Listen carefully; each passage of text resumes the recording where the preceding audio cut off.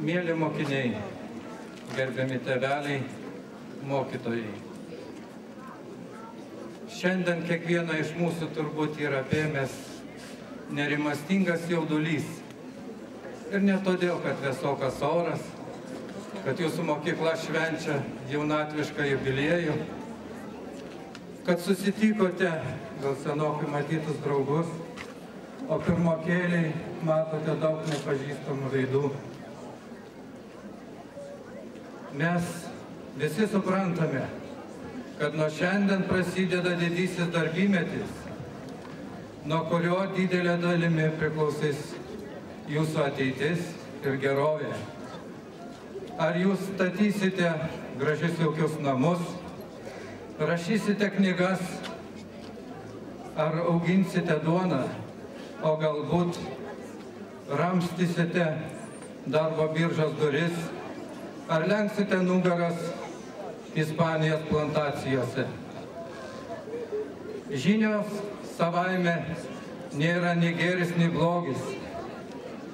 Žinios yra darbo įrankis, bet gali būti ir visą naikinantis vėzdas, žiūrint į kokias rankas paklius.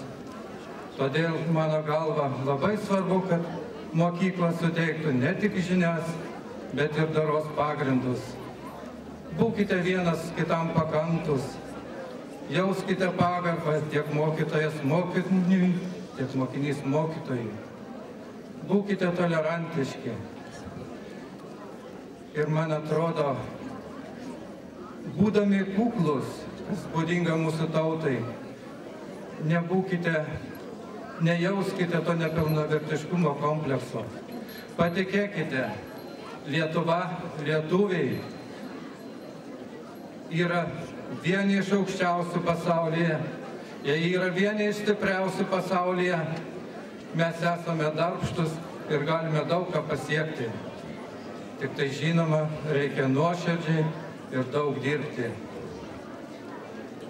Taigi sveikindamas jūs su rugsėjo 1, su gražiu jubiliejum, linkiu jums visiems veltui neleisti laiko, kad kažkada nebūtų skaudamai, geliamai skaudu dėl veltui praleistų metų.